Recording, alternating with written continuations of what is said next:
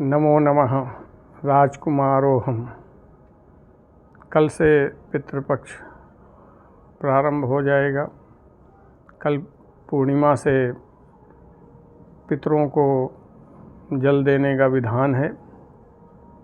श्रीमद् भगवद गीता में कहा गया है, पतन्ति पितरः हेषां लुप्त पिंडोदक क्रियाः। जब पिंडोदक क्रिया लुप्त हो जाती है, पितरों को जल नहीं मिलता है, पितरों का तर्पण नहीं होता है, तो उनके पितरों का पतन हो जाता है और उनके पतन की वजह से फिर हमारे अपने जीवन में भी जो तर्पण के अधिकारी हैं और तर्पण नहीं कर पाते हैं, उनके जीवन में भी पतन प्रारंभ हो जाता है। शास्त्रीय विधान में जो पिंडोदक क्रिया है वो सभी को अवश्य में वो करनी चाहिए, लेकिन आज के वातावरण को, आज की स्थितियों परिस्थितियों को देखते हुए हमारे यहाँ जो एक प्रचलन है कि ये बोला जाता है कि पितरों को पानी दो, पानी ज़रूर देना चाहिए। तो वो जो सूक्ष्मतम जो क्रिया है पानी देने वाली, वो सभी को अवश्य करनी चाहिए। हमारे कुछ मित्र जो नौसेना और मर्चेंट नेवी में जहाज़ों में कार्यरत हैं, उन्होंने हमसे प्रश्न पूछा कि जो सूक्ष्मतम क्रिया जो हम कर सकें, ऐसी क्रिया हमें बताएं। तो ये क्रिया विशेषकर उन्हीं लोगों के लिए है जो विशेष परिस्थितियों में हैं। बाकी सभी लोगों को शास्त्रोक्त विधि से तर्पण करना चाहिए। जो क्रिया है वो इस प्रकार है कि एक ताम्र पात्र में जल, संभव हो तो गंगा जल, यदि गंगा जल विशेषकर जो नौसेना और मर्चेंट नेवी के जो हमारे मित्र हैं, वो समुद्र का जल भी इस कार्य में उपयोग में ले सकते हैं।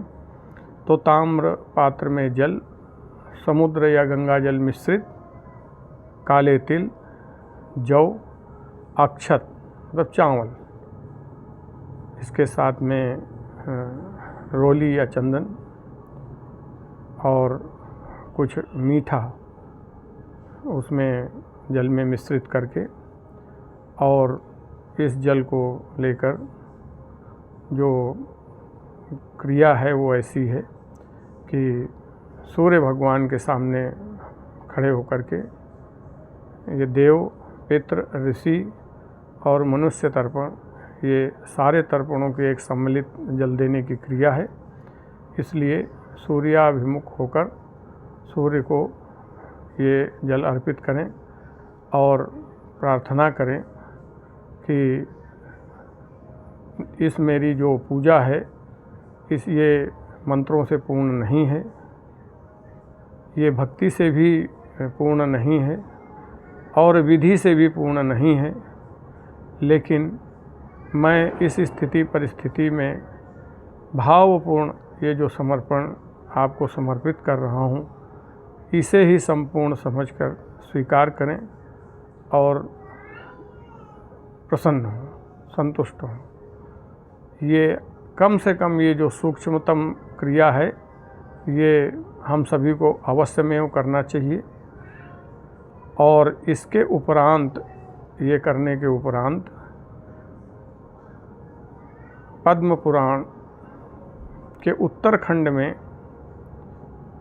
181 अध्याय में श्रीमद् भगवद गीता के 7वें अध्याय का महात्म्य बताया गया है। पद्म पुराण के उस व्याख्यान के आधार पर पितरों की संतुष्टि के लिए जो परम करणीय कार्य है, वो श्रीमद् भगवद गीता के 7वें अध्याय का पारायण है।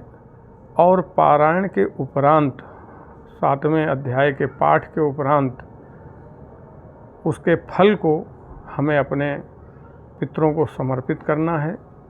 और उस 7वें अध्याय के पाठ के फल से पितरों को बहुत शांति और प्रसन्नता मिलती है। पितृ शांत होंगे, पितृ संतुष्ट होंगे, पितृ प्रसन्न होंगे, तो हम सब लोगों का दैहिक दैविक जीवन जो है वो बहुत सुंदर होगा। और जो नाना प्रकार के हमारे जीवन में बाधाएं हैं, जैसे कि पितृदोष वगैरह, उन सब से हमें मुक्ति मिलेगी। इस वीडियो के उपरांत मैं उन भाइयों के लिए, उन बंधुओं के लिए, उन भगिनियों के लिए जिन्हें ऐसा लगता है कि मैं श्रीमद् भगवद गीता के 7वें अध्याय का पाठ नहीं कर पाऊँगी, उनके लिए एक बहुत ही सरल गीता 7वें अध्याय के पाठ की एक वीडियो मैं कल प्रेषित करूँगा। आप सब लोगों से प्रार्थना है कि उसे देखकर श्रीमद् भगवद गीता की पुस्तक को अपने हाथ में लेकर आप पाठ अवश्य करें। बहुत छोटा सा अध्याय है, केवल 30 श्लोकों का, बहुत महत्वपूर्ण है। ये आज की जो वीडियो है, ये सब साधारण लोगों के लिए, एक साधारण व्यक्ति के द्वारा असाधारण कार्यों का विवेचना है। तो इस अपने पितरों के सम्मान में जो क्रिया करनी है वो कल से प्रारंभ करें। अगर संभव हो तो ये जो अर्घ है, ये जो पानी देने की क्रिया है, ये दोपहर में 11:30 से 1 बजे के बीच में करें। शास्त्रीय विधान में इस समय को कुतुब काल कहा जाता है और ये पितरों का विशेष समय है। नमो नमः, नमो नमः।